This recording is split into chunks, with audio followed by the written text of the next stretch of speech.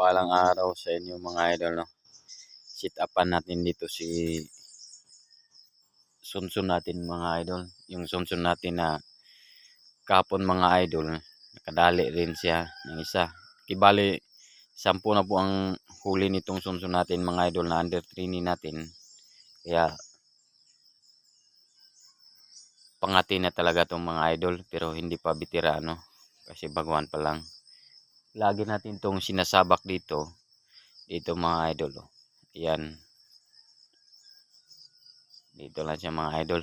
Kahapon dito rin nakahuli siya ng isa. Hindi natin na videoan kahapon kasi may lakad si Mrs. Wala tayong magamit na cellphone. Kaya ngayon, ayan mga idol.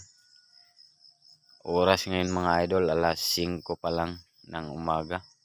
Kasi nag-imbura na yung mga layaw dito mga idol. Ayun na, kaya sinabit ko agad itong si Sunsun.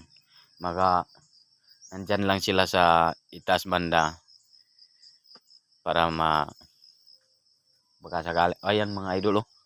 Umuhuni na dyan sa itaas mga idol. Kaya abang-abang na lang mga idol. Update ko kayo mamaya kung makadali pa rin to.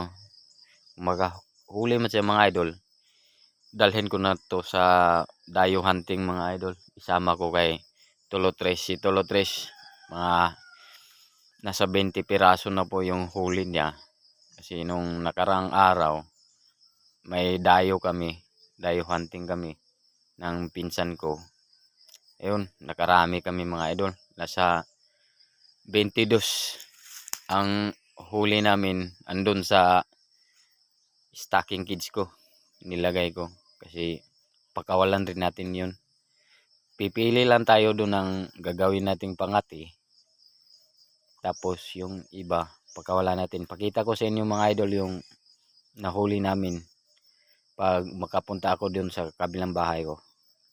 Kaya kung marinig nyo mga idol, ganda ng huni ng alpas na yan mga idol, oh.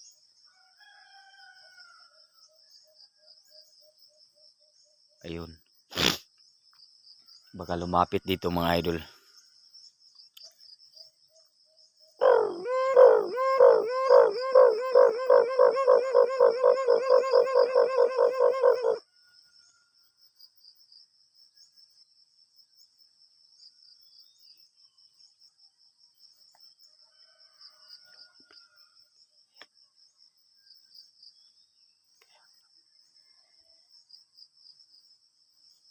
Tago na tayo mga idol kasi nandyan ang mga idol, lumapit na.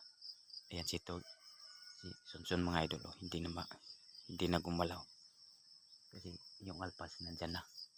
Sige mga idol, shout out sa inyo mga idol, update ko kayo mamaya.